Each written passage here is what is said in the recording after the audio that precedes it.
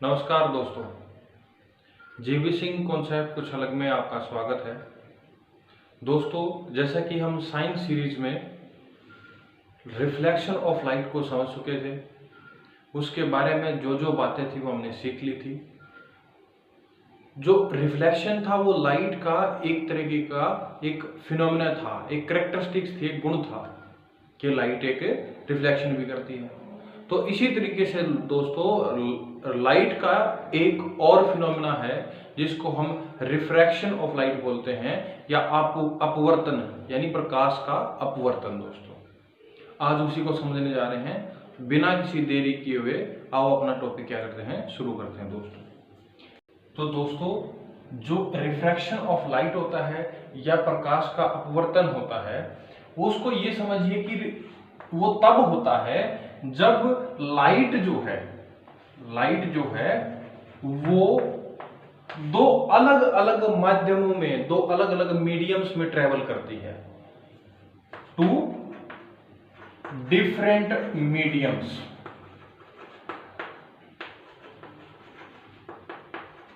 और दोस्तों वो जो मीडियम होंगे ना जिनमें से लाइट ट्रेवल करेगी, अगर उसका रिफ्रैक्शन करवाना है तो वो ट्रांसपेरेंट मीडियम होने चाहिए। एक ये कंडीशन है, ट्रांसपेरेंट मीडियम। एग्जाम्पल के तौर ऐसे मान लीजिए जैसे कि लाइट जो है हवा में से एक किसी ग्लास के ऊपर गिर रही है, तो ग्लास जो है वो एक अलग मीडियम है और जो एयर है, जो हवा है, वो एक अलग मीडियम है, वो अलग माध्यम है। और दोस्तों क्या है कि जब ये ट्रांसपेरेंट क्या होगा, ये जो मीडियम होंगे दोनों, ये एयर और हमने क्या माना है,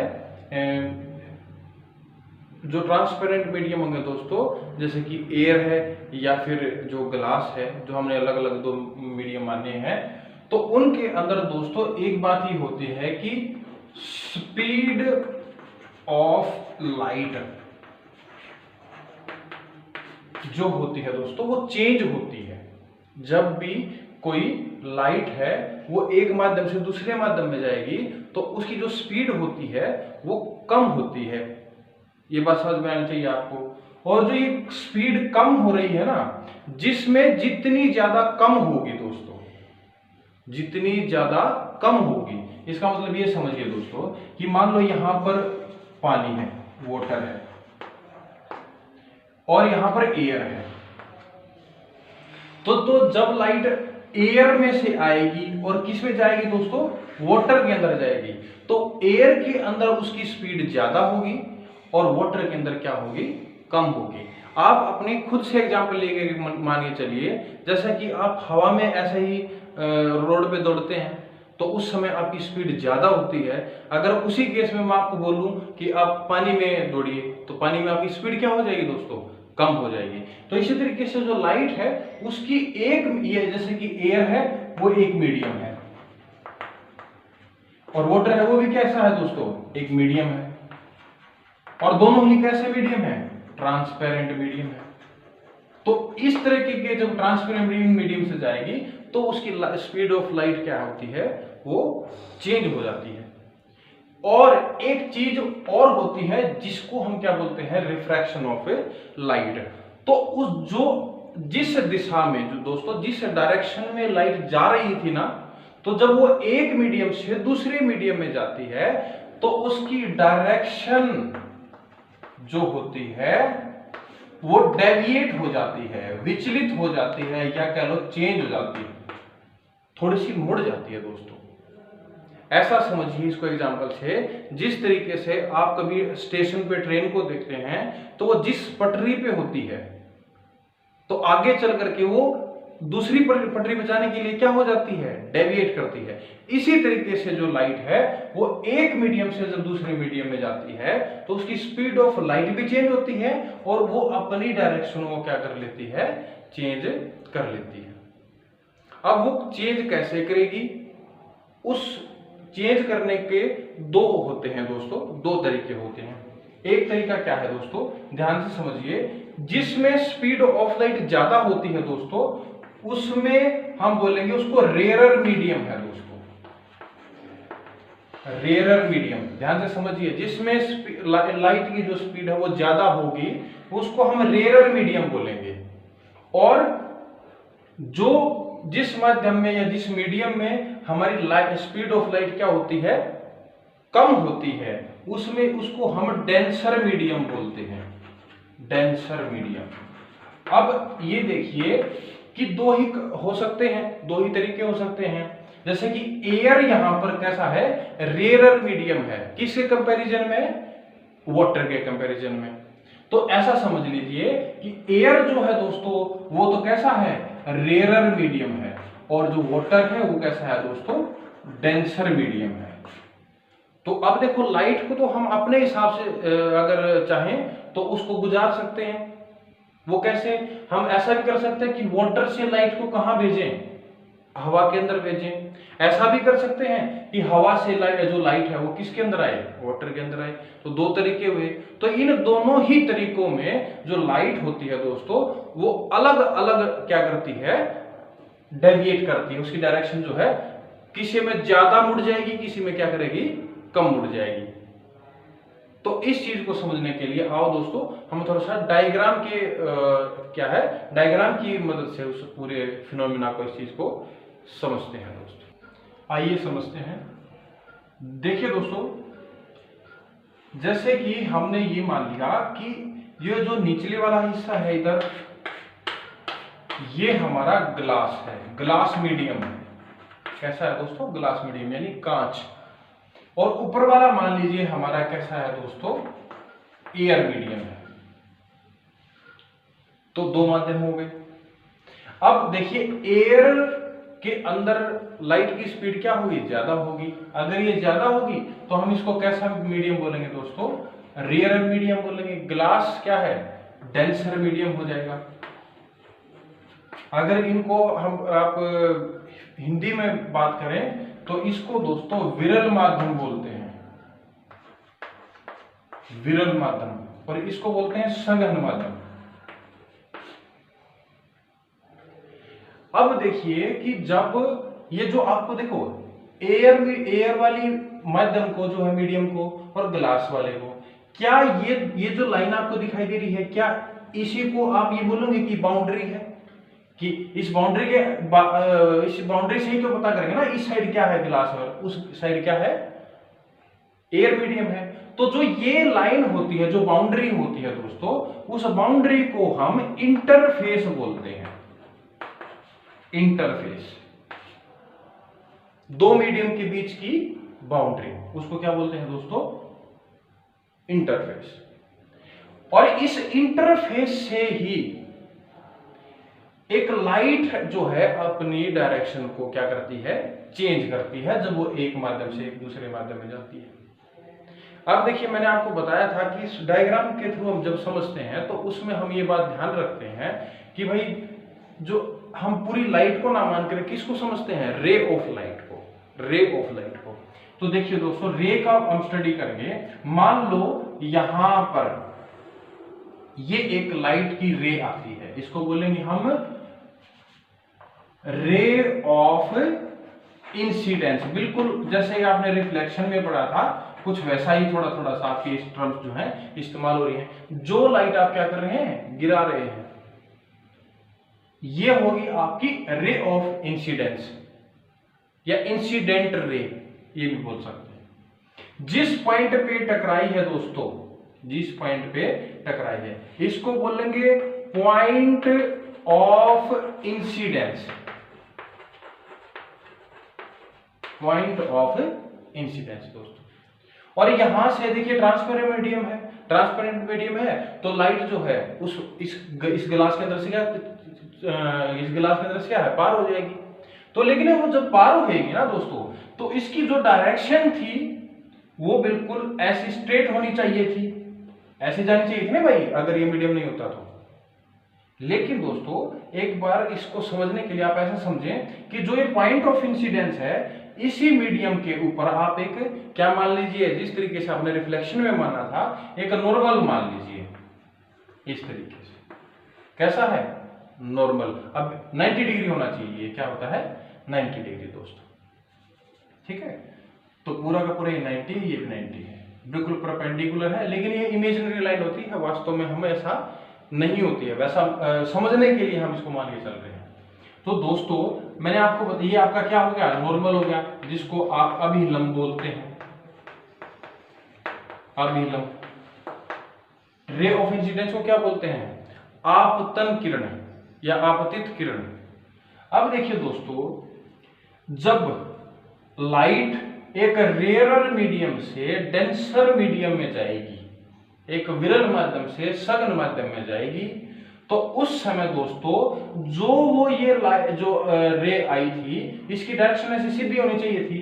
तो जो ये अभिलंब है, जो आपको ये दिखाई दे रहा है, ये रेयर मीडियम से डेंसर मीडियम जाते समय अपनी डायरेक्शन को इस नॉर्मल की तरफ मोड़ लेगी, डेविएट टुवर्ड्स द नॉर्मल। ये आपको नॉर्मल दिखाई दे रहा है, तो रे जो है वो कुछ इस तरीके से जाएगी। तो देखा, ये डायरेक्शन देखी आपने कि ऐसे सीधी जानी चाहिए थी, लेकिन मुड़ गई थोड़ी सी, अपने रास्ते से क्या होगी, डेविएट हो गई दोस्तों। तो ये जो डेविएट हुई है, तो इसी को हम क्या बोलते हैं दोस्तों, रिफ्रैक्शन ऑफ लाइट। कि जब कोई लाइट है वो एक माध्यम से दूसरे माध्यम में जाती है, तो वो अपनी डायरेक्शन से क्या हो जाती है, डेविएट हो जाती है, थोड़ा सा विचलित हो जाती है। उसी को हम क्या बोलते हैं दोस्तों, रिफ्रैक्शन ऑफ लाइट। ये बात आप समझ लीजिए। यहां पर जो लाइट की जो स्पीड होगी दोस्तों, मान लो वो v1 है, और यहां पर मान लो इस जो ग्लास के अंदर जो लाइट जिस स्पीड में जा रही है, वो मान लो क्या है, v2 है। तो ये बात ध्यान रखिएगा कि जो v2 है वो कम होएगी दोस्तों, ये क्या होएगी, लेस होएगी, कम होएगी। किससे कम होएगी, ये v2 से, सॉरी v1 से, v1 से क्या होगी, कम होगी। इसमें ज्यादा तेज जाएगी लाइट और इसमें क्या जाएगी, कम। अब देखिए, ये आपने समझा है कि जब रेयरर मीडियम से डेंसर मीडियम में जाएगी, तब तो किसकी साइड मुड़ गई, किसकी साइड मुड़ गई भाई, नॉर्मल की साइड है। लेकिन जब अगर हम ऊपर क्या मान लेते हैं, ग्लास मान लेते हैं, और नीचे से क्या मान लेते हैं, एयर मीडियम मान लेते हैं, समझिए। क्योंकि कोई भी अगर आप कांच का टुकड़ा ले रहे हैं तो उसके दो इंटरफेस तो होंगे ही ना। अगर लाइट उसके अंदर से गुजर रही है तो कहीं से तो निकलेगी, तो उसके क्या होगा, जैसे अगर मैं इसको एक गिलास का ऐसा टुकड़ा मान लूं, तो दोस्तों क्या एक इंटरफेस तो ये है, तो वो जो लाइट गुजर रही है तो ये दूसरी साइड से भी तो गुजरेगी। तो ये दूसरा क्या हो गया, इंटरफेस, ये भी तो दूसरा है। इसको इंटरफेस मान लो, इसको ए बी लिख रहे हो, तो इसको क्या मान लो, सी टी है भाई। तो ये भी तो क्या हो गया, एक इंटरफेस हो गया। तो लेकिन यहां से आप जब लाइट देखोगे, ये आ रही है जो यहां से रिफ्रैक्शन, यहां से रिफ्रैक्शन हो गया, लेकिन आगे इस पॉइंट में भी तो कुछ होगा, तो यहां पर भी क्या होता है, रिफ्रैक्शन होता है। तो इस टाइम पे यहां देखिए कि इस मीडियम में से इस मीडियम में आ रही है, जिसको आप एयर बोल रहे हो। तो अब ग्लास से कहां आ रही है, एयर में आ रही है दोस्तों। तो ये कैसा मीडियम था, डेंसर मीडियम था। ये कैसा था, रेयरर मीडियम था। इसको यहां पे समझ लेते हैं। तो इस पे भी यहां पर क्या मान लेते हैं, जहां पर ये लाइट रिफ्रैक्शन होने के बाद टकराती है, वो कौन सा हो जाता है, वो भी क्या होता है कि पॉइंट ऑफ इंसिडेंसी होता है, पॉइंट ऑफ इंसिडेंसी। यहां पर मान लो ऐसे टकराई है भाई, ये लाइट यहां पे ऐसे इस तरीके से इस फेस पे टकराई है यहां पर। तो दोस्तों जो ये लाइट आई है ना, कहां से, ग्लास से दोस्तों, और कहां में आई है, एयर में। तो अब जो यहां पर नॉर्मल होएगा दोस्तों, यहां पर इस तरीके से एक और नॉर्मल मान लीजिए, इसी तरीके से ये N1 मान लीजिए, ये कैसा मान लीजिए, N2 ऐसा मान लीजिए, ठीक है। तो दोस्तों जब एक डेंसर मीडियम में से लाइट किस में आएगी, रेयरर मीडियम में आएगी, तो उस समय वो नॉर्मल की तरफ नहीं, नॉर्मल से दूर की तरफ जाएगी। इसका मतलब ये हुआ कि अब देखो, इसको देखिए ऐसे, अगर ये यहां पर इंटरफेस नहीं होता तो जो ये लाइट आ रही थी वो कुछ इस तरीके से जाती, इस तरीके से जाती है ना भाई, इसकी डायरेक्शन तो ऐसे ही होती। लेकिन अब क्या है, ये जो लाइट है वो कुछ इस तरीके से जाएगी। तो अब देखिए, जानी तो ऐसे चाहिए थी, लेकिन नॉर्मल से किसकी तरफ होगी, दूर की तरफ होगी, away from the normal, away from the normal, इसको बोलते हैं दूर की तरफ। तो जब रेयर से डेंसर मीडियम में आती है तो नॉर्मल की तरफ मुड़ती है, ये आपने देख लिया।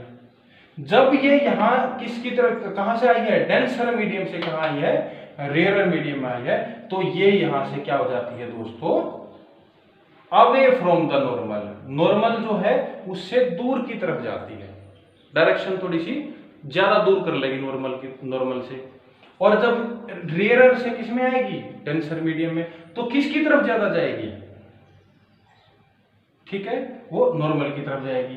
तो इसको आप इस तरीके से मानेंगे कि भाई जब रेयर से डेंसर मीडियम में जाएगी तो लिखेंगे टुवर्ड्स नॉर्मल, टुवर्ड्स नॉर्मल, ये रिफ्रैक्शन हो गया भाई, एक पॉइंट का रिफ्रैक्शन हुआ। दूसरे क्या है, डेंसर मीडियम से जब कहां जाएगी, रेयर मीडियम में, डेंसर से रेयर मीडियम में, तो वहां पर क्या होएगा दोस्तों, तो उस समय यहां पर क्या होगा, अवे फ्रॉम द नॉर्मल, जो लाइट की डायरेक्शन होगी वो away from the normal, normal से दूर की तरफ जाएगी दोस्तों, दूर की तरफ। तो दो आपने समझे कि दो इंटरफेस पे अलग अलग तरीके से किस तरीके से क्या होता है, रिफ्रैक्शन होता है। अब एक चीज और समझिए, जो लाइट अपन ने गिराई थी दोस्तों, वो क्या थी, रे ऑफ इंसिडेंस थी। अब जो यहां से रिफ्रैक्शन होने के बाद जो लाइट आई है, ये डायरेक्शन कौन सी थी, जो सीधी जानी चाहिए थी, ये हम थोड़ी देर के लिए मिटा देते हैं। और इसको समझिए कि यहां से ये लाइट गिरी और रिफ्रैक्शन हो गया, इस तरीके से गई। तो इस नॉर्मल के साथ में जो ये एंगल बनता है, इसको क्या बोलते हैं, एंगल आई, ये हो जाता है एंगल आई, इसको बोलते हैं angle of incidence, angle of incidence. और जो ये नॉर्मल के साथ, ये नॉर्मल है, इसके साथ में जो ये रिफ्रैक्टेड रे है, इसको बोलेंगे रिफ्रैक्टेड रे, या हाँ रिफ्रैक्टेड रे, ठीक है। ये जो डाइवर्ट होके आई है, इसको क्या बोलेंगे हम लोग कि रिफ्रैक्टेड रे है। तो जो ये रिफ्रैक्टेड रे है, ये नॉर्मल के साथ में जो ये एंगल बना रही है आर, इसको हम बोलेंगे angle R is equal to angle of refraction, angle of refraction, angle of refraction. ये समझ लीजिए आप, चाहे इसमें हो चाहे फिर इसमें हो, दोनों इंटरफेस पे ही हम क्या मानेंगे कि जो गिरती होगी एक इंटरफेस के ऊपर जो लाइट गिरेगी, वो उसको हम बोलेंगे वो कैसी है, रे ऑफ इंसिडेंस है। अगर जो रिफ्रैक्शन होने के बाद जो एक मीडियम से दूसरे मीडियम में जाकर के अपनी लाइट, अपनी स्पीड को चेंज करती है और अपनी डायरेक्शन से क्या होती है, तो जरा सा मुड़ जाती है, उसको हम क्या बोलेंगे कि वो कैसा है दोस्तों, रिफ्रैक्टेड रे है। और जो एंगल वो नॉर्मल के साथ में बना रही है इंसिडेंट रे, वो एंगल ऑफ इंसिडेंस, और जिससे वो रिफ्रैक्शन, जो रिफ्रैक्टेड रे है वो एंगल बना रही है नॉर्मल के साथ, तो उसको बोलेंगे एंगल ऑफ रिफ्रैक्शन। ये आप समझिएगा, कहीं आप ये सोचने लग जाओ कि हमने तो रिफ्लेक्शन वाले में इसी को आर माना था, वो आप फिनोमेना के ऊपर डिपेंड करेंगे कि एंगल, जब अगर रिफ्लेक्शन हो रहा है तो वहां पर एंगल ऑफ रिफ्लेक्शन बोल देंगे। अभी यहां पर हम क्या पढ़ रहे हैं, रिफ्रैक्शन, ठीक है, अपवर्तन पढ़ रहे हैं दोस्तों। तो ये अपवर्तन जो है, तो उसको हम बोलेंगे कि भाई यहां पर ये कैसी है, ये जो एंगल है वो कैसा है, एंगल ऑफ रिफ्रैक्शन आर। इसको आपतन को देखिए, इसको तो आपतन कोण बोलते हैं, इसको कैसा बोलते हैं, आपतन कोण, और इसको कैसा बोलते हैं, अपवर्तन कोण या अपवर्तित कोण के बोल लीजिए, या अपवर्तन कोण बोल लीजिए। ये कैसी है, अपवर्तित किरण, जो ये आपको रिफ्रैक्टेड रे दिखाई, इसको अपवर्तित किरण बोलते हैं। तो ये आपने दोस्तों समझा कि रिफ्रैक्शन ऑफ लाइट किस तरीके से होता है, जब दो अलग अलग माध्यम में क्या करती है लाइट, मीडियम जो है जाती है, गुजरती है, तो क्या होता है। अब इसके जो है ना दो नियम होते हैं जिसको हम लॉज ऑफ रिफ्रैक्शन बोलते हैं ऑफ लाइट। तो आप उनको समझ लीजिए, फिर रिफ्रैक्शन जो है आप समझ चुके होंगे। आइए दोस्तों laws of refraction of light पढ़ेंगे कि प्रकाश के अपवर्तन के नियम। इसका सिंपल सा मतलब ये होता है कि जब कभी भी लाइट का क्या होगा, रिफ्रैक्शन होगा, तो वो कुछ नियमों के अनुसार ही होगा या उसके अंदर वो नियम क्या करेंगे, फिट होंगे ही होंगे। उनको हम क्या बोलते हैं दोस्तों, laws of refraction of light. तो एक बात समझिए कि हमें आपने अभी पढ़ा था कि नॉर्मल के साथ में ये जो एंगल बनता है उसको क्या बोलते हैं, एंगल ऑफ इंसिडेंस। ये इसको क्या बोलते हैं, एंगल ऑफ रिफ्रैक्शन। तो दोस्तों पहला नियम ये बोलता है कि sign angle of incidence, sign angle of incidence, sign angle of incidence. और एक दूसरा क्या होता है दोस्तों, sign angle of, sign angle of refraction. उन दोनों का रेशो, उन दोनों का रेशो, यानी इस तरीके से समझ लीजिए, ऐसे डिवाइड कर दीजिए, sign angle of incidence divide में साइन एंगल ऑफ रिफ्रैक्शन। वो हमेशा ऑलवेज वो किसी ना किसी एक कांस्टेंट के इक्वल होंगे। किसके इक्वल होंगे दोस्तों, एक ऑलवेज इक्वल टू कांस्टेंट। अब कांस्टेंट क्या होता है भाई, कांस्टेंट मैंने आपको पहले बता रखा है, कोई नंबर वगैरह मिलेगा। जैसे कि मैं आपको बताऊं कि साइन, इसको अगर वैसे टर्म में लिखूं तो साइन आई डिवाइड में sine r is equal to constant. अब आई जो है मान लो यहां पर 30 है, एंगल कितना है दोस्तों, 30 है। अब रिफ्रैक्शन होने के बाद मान लीजिए कि यहां पे एंगल आ गया, बाई चांस ऐसा मान लीजिए कि एंगल आ गया 20, इस तरीके से मान लीजिए, तो ये हो जाएगा साइन 30 डिवाइड में साइन क्या है 20। वो कुछ ना कुछ वैल्यू आएगी जो कि हम क्या बोलेंगे, जैसे कि ऐसे आ गया, मान लीजिए 1.2 आ गया, तो ये क्या है, एक तरीके का कांस्टेंट है दोस्तों। तो ये एक तो रूल होता है, फर्स्ट लॉ होता है जो है sine angle of incidence divide में sine angle of refraction always will be equal to a constant. एक नियम है दोस्तों।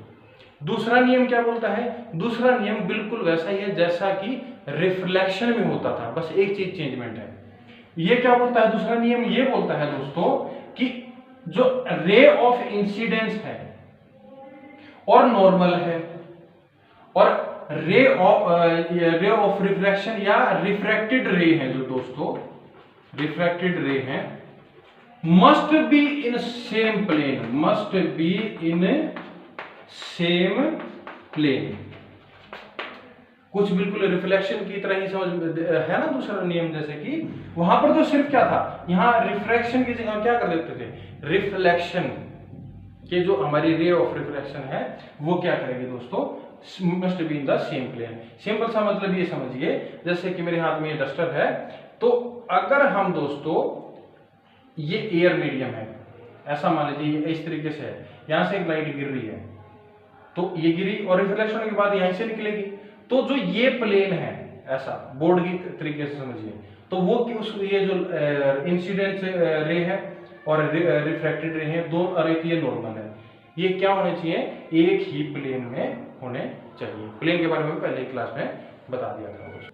आपने रिफ्लेक्शन के जो रिफ्रैक्शन के जो लॉज हैं उनको समझा। एक दो महत्वपूर्ण पॉइंट्स हैं इसके अंदर जो बहुत इंपॉर्टेंट है, उनको मैं बता देता हूं दोस्तों। देखिए दोस्तों, अगर मान लीजिए एग्जाम्पल के तौर पर कि आप अगर अलग अलग मीडियम लेते हैं ना, जैसे कि यहां पर आपने ग्लास ले लिया, यहां पर आपने मान लो वाटर ले लिया, और यहां पर मान लीजिए आपने ऑयल ले लिया, ऑयल ले लिया, तो अगर यहां पर इंसिडेंट जो आपने इस तरीके से नॉर्मल बनाया इसके ऊपर भी लगाया और इसके ऊपर भी लगाया दोस्तों। और अब मैं क्या बताने की कोशिश कर रहा हूं कि अगर मान लो दोस्तों इस ये जो ग्लास वाला इंटरफेस है, इसके ऊपर भी आपने 30 एंगल पर लाइट को क्या करवाया, इंसिडेंट करवाया। इसमें भी किस पे करवाया, 30 पे, और इस पे भी क्या करवाया, 30 पे।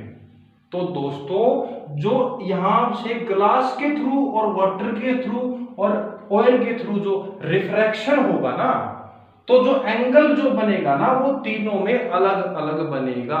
यानी इसका जो आर होगा और इसका जो आर होगा और इसका जो क्या होगा, आर होगा दोस्तों, वो क्या होगा, अलग अलग होगा। एंगल ऑफ रिफ्रैक्शन क्या होगा, अलग अलग होगा। क्योंकि दोस्तों देखो ना, ग्लास एक अलग तरह के, इसके अंदर स्पीड अलग होगी, वाटर के अंदर अलग होगी, ऑयल के अंदर क्या होगी, अलग होगी। तो अलग होने के साथ में जो है जो एंगल भी होगा वो भी क्या रहेगा, तीनों मीडियम में अलग अलग रहेगा। चाहे वो ऊपर वाला जो मीडियम हो क्या रहे, सेम रहे। तो दोस्तों ये आपने रिफ्रैक्शन ऑफ लाइट और उसके जो दो नियम थे उनको समझा। आगे हम रिफ्रैक्टिव इंडेक्स और उसको समझेंगे, और क्या है, एक रिफ्रैक्शन थ्रू एक ग्लास लैम्प, और बहुत सारे टॉपिक्स हैं उनको कवर करेंगे। तब तक के लिए अगर आपको ये टॉपिक्स अच्छे से समझ में आया है तो अपने जो है व्यूज जो भी हैं उनको कमेंट में जरूर लिखिएगा, और वीडियो अगर अच्छी लगी तो लाइक कीजिएगा और चैनल को सब्सक्राइब जरूर कर लीजिएगा। नमस्कार दोस्तों।